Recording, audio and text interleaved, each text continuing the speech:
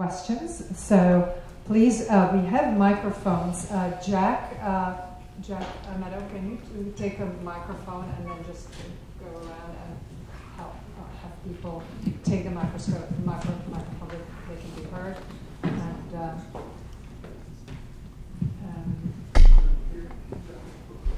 Okay, so let's just hear the first question. Thank you. Who sold the house to Beth Israel? And was there any attempt for people to try to buy the house out from under them? Yes, Jack, do you want to answer that question? Jack, do you want to? Who sold the house to Beth Israel? Who sold the house to Beth Israel? Frankly, I cannot remember. So the house was in private ownership. We knew actually the people, and I can't recall their name, but it had been in private ownership up until 1989, and they sold it to Beth Israel Medical Center. It was in the fall or winter of 1989, but we learned about it after it was already sold, and so it was very difficult. We did try to see if in some ways this could be retracted, but once a property is sold, that's just really not possible. Did you try to buy it from Beth Israel, or did you make any attempts to try to say? That's not what was an option that we did. This was thought about. I mean, we did not have the resources to buy it. We were in Daha. We were just a motley group of people who found out about this. For us to organize that kind of money and make an offer, I don't think they would have accepted it anyway. They had their sights set on making that into another piece of Beth Israel. They bought other properties around the house, so the idea was that they attempted to they were assembling the block. So it was not just that one property that they bought on that block. So this was something that we couldn't quite mount. I heard Tony Wood say that you spoke to Joyce Pernick at some point. I did. I spoke to Joyce. Oh, that was you, Maurice. She just dismissed me. I was bar mitzvah with Max.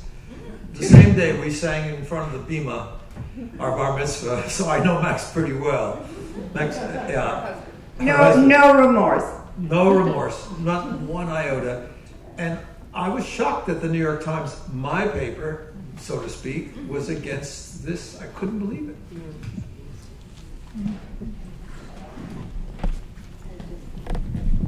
Especially when they published a rather good editorial commending the Ladies Monasteric District. Yes. I would like to know, during the Dinkins administration, he had as a commissioner of cultural affairs Luis Cancel, who was an art historian and former director of the Bronx Museum. I haven't heard his name. Was he, during these negotiations as a cultural commissioner, was he helpful? Was he trying to do something? No. It's not that he wasn't helpful. It's not the way government works. And you don't, in all the years that I was in government or worked outside of government, having different commissioners having a point of view to try to persuade, let's say, the mayor. I mean, maybe it happens now, but that was not the case at all. And it's a very, very good question that you've asked. It is.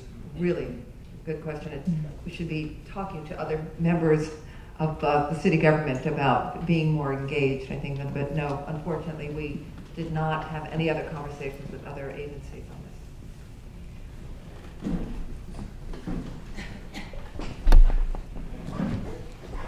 Yeah, there's somebody. Yes.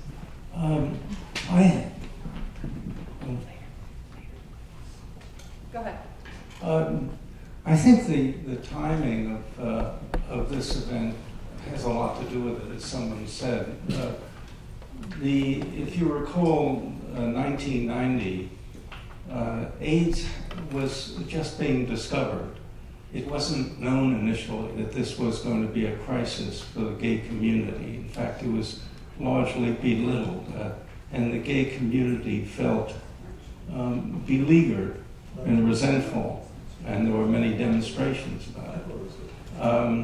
In fact, AIDS as a term wasn't even decided on in 1988 It was No, called- actually, I need to correct that. The term was coined in 1981. 1981 was when first cases of the AIDS were described, and Yes, but it wasn't. before then it was gay-related immunodeficiency, and that was 1980. But 81 was when the term AIDS was coined. Well, So in 1985, we were able to test actually the blood for it. It wasn't called AIDS. It was called AIDS from 1981 on. Yes. So, but in 1990, you're right. 1990, the condition was still a very severe condition. The treatments were not fully effective. Many people who suffered with AIDS were dying of infections. And so this type of a nursing facility was important. What we didn't want to do is that we didn't want to pit AIDS against Dvořák House. That didn't make sense. We were all for people having the proper nursing facilities. We were in communication with the gay community, with ACT UP, with gay men's health crisis, and they felt that the house was too small a facility to really. It was serving only 28 people. It was 28-bed facility. They needed to be more. So yes, So this was a were very they in severe. favor? What was the attitude of the leadership of the gay community at this point? They have written letters, and they were in favor of the landmark designation of the Dvořák House. They were not against it. They understood that we were not against AIDS. We were against using Dvořák House for AIDS. We wanted other facilities. That was not the only building in New York City where this type of a facility could be built. So you want to tell us?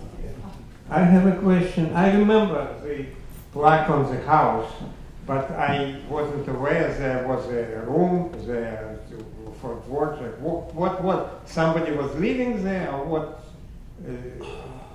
There was the original apartment. Yes. I could try to answer that. Yeah. The plaque on the house was put on by Mayor LaGuardia, as I told you, a week after Pearl Harbor. Masaryk's son came. The conductor, Bruno Walter of the New York Philharmonic came. Kovacic, who was Dvořák's original secretary, was there. Fritz Kreisler came to this affair, and they put the plaque up. But it wasn't designated. It was just a plaque in front of the house. It was a gift from the Czech community. I went into the apartments. They had drilled a circular staircase from the first floor down, or the second floor. You go upstairs, and you're on the second floor, and they drilled a circular staircase. The apartment was downstairs, and it had a little garden window. It had this wonderful fireplace, and I sat there imagining where was the Kneissl Quartet when they came to visit and play for him. Where would room for a string quartet be? Where did the cellist come to play the cello concerto for the first time? It was a very comfortable little place, but the thing that I noticed most of all that was historic were these huge windows that folded back into slatted doors, and all of the moldings and the sense of the place. And so I brought some Czech people there years later, before the house was demolished. Not years later, months later, before the house was demolished. And they saw a flower outside the window and said, "Oh, we have that in Prague." So what would have happened if the council had voted to support the Landmark Commission? We'd be in the position of trying to raise huge amounts of money. So it would still have been owned by Beth Israel. They just simply wouldn't have been able to put that. They wouldn't have destroyed it, and it could have possibly been up for sale. Well, actually, what could have happened if it had been upheld is Beth Israel could have then come before the Landmarks Commission under an application for a certificate. It would be under the hardship clause of the Landmarks Law. A lot of people don't realize that the Landmarks Law, it was basically created to make sure no building would be unnecessarily lost, which meant that the drafters of the law knew that some buildings might necessarily be lost, but the idea was not to lose a building without trying to find a way to save it. So the hardship provision of the law is in there so that an owner can come forward and say, hey, it's a landmark, but I either have to tear it down or I have to do something inappropriate to it because I have a hardship.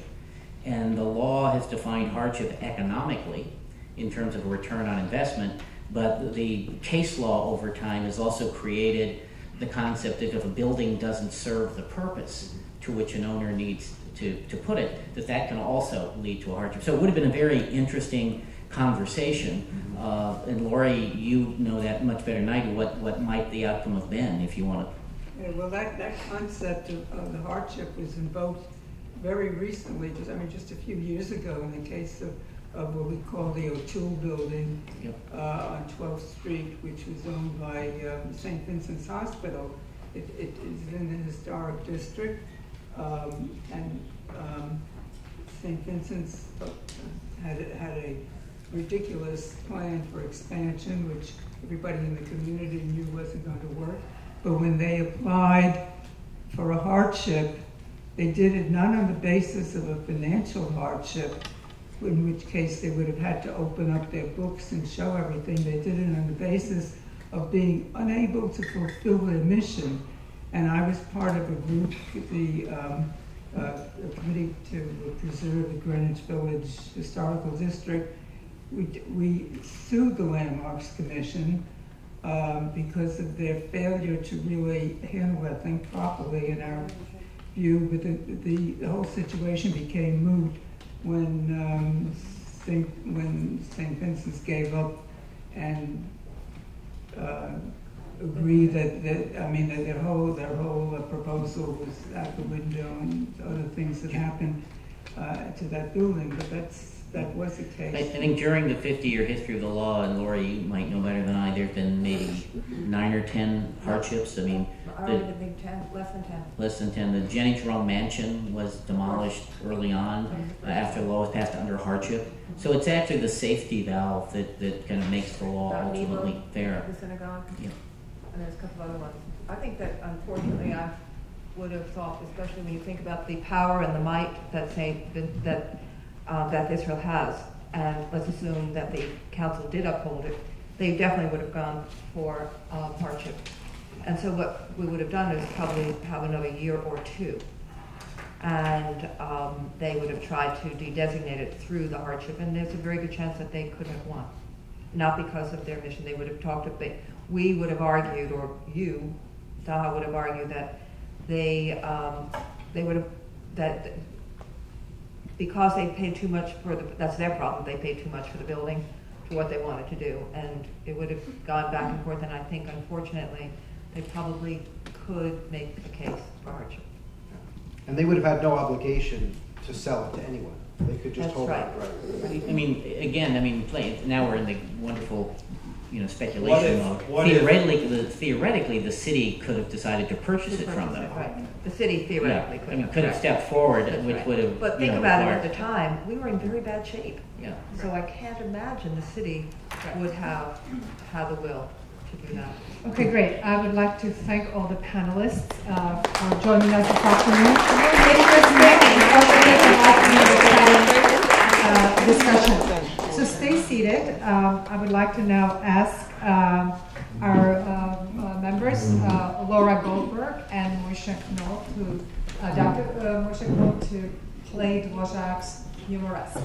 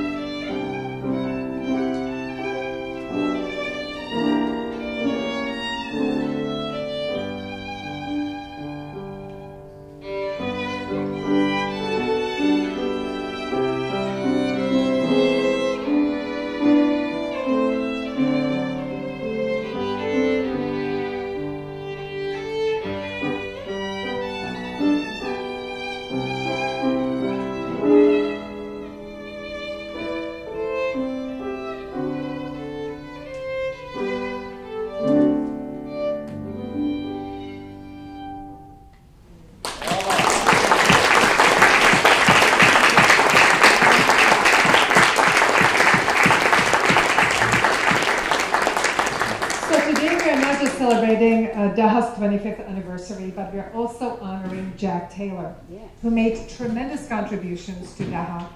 And also yesterday, Jack turned 90, and we're also celebrating his 90th birthday. So I would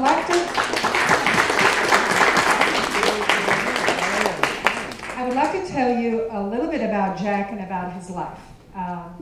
So he was born on April 25th, 1925, at the Residential Hotel Earl, an apartment hotel off Washington Square Park.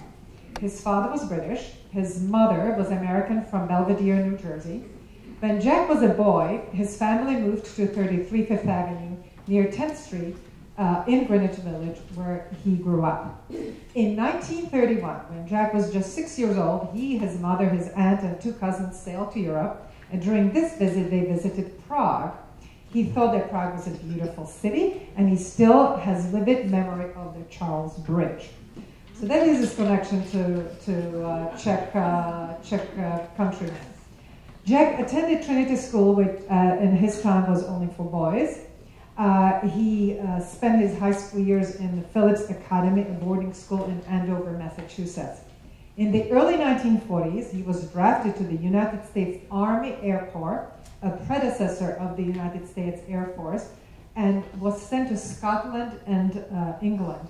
While there, he was working in the Army Airways communication systems. He spent much time in London, dodging German bombs. After D-Day, he was transferred to Wiesbaden Army Airfield in Germany, where he continued to work until 1947. From 1947 to 1952, he studied in the Foreign Service School at the Georgetown University in Washington, D.C., majoring in foreign service.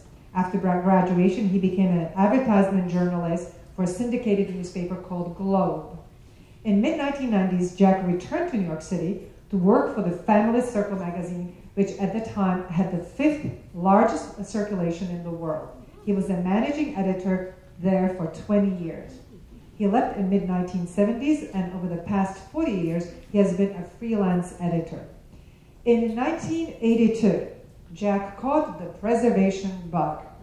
It started with trying to save the famed Lucak's restaurant, an iconic restaurant located on East 14th Street. Over the years, Jack has been involved or collaborated with preservation organizations including the Historic Districts Council, Municipal Art Society, and the New York Conservancy. He worked on numerous preservation projects before embarking on saving the Dvořák house in 1990. At this time, he was a seasoned preservationist, knowing everyone in the preservationist circles, highly respected for his tenacity, perseverance, and plain hard work. He has received numerous accolades, such as the prestigious Landmarks Line Award in 1992, and last year he was honored by the Victorian Society in New York City.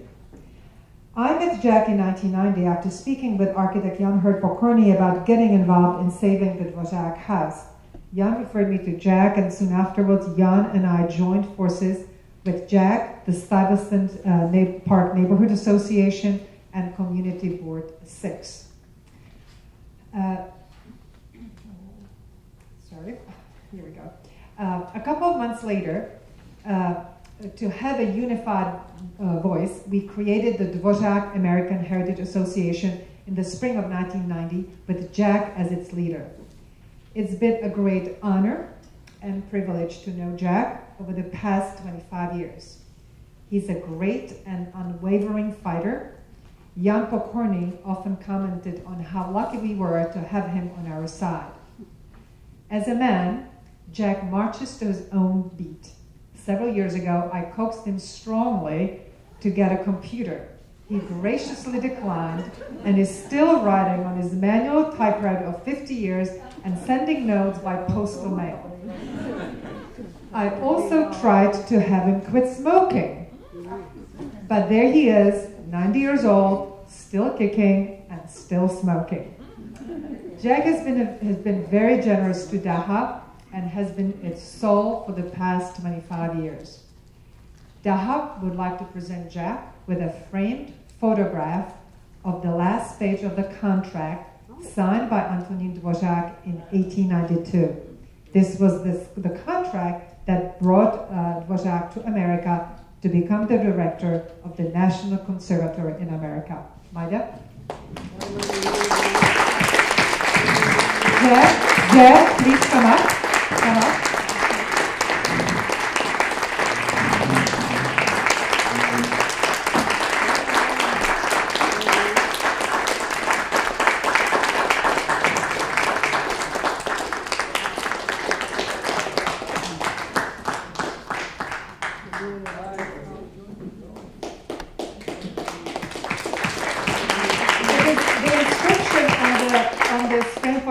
Is in recognition of your many years of preservation efforts and vital contributions to the founding and continued growth of the Dvořák American Heritage Association, and in furthering the understanding and appreciation of Czech composer Antonín Dvořák and his American legacy, with deep appreciation from your fellow DAHA board members.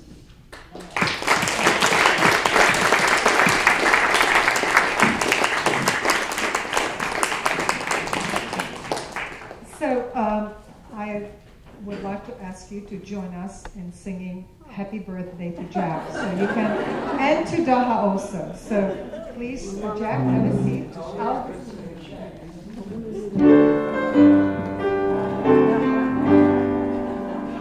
Happy birthday to you. Happy birthday to you. Happy birthday, dear Jack. Happy birthday to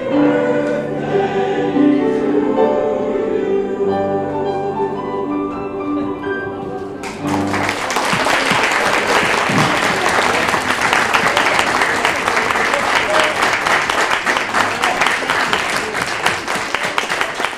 Thank you very much for joining us this afternoon, and we're going to have a small reception in the library across the hall. Thank you.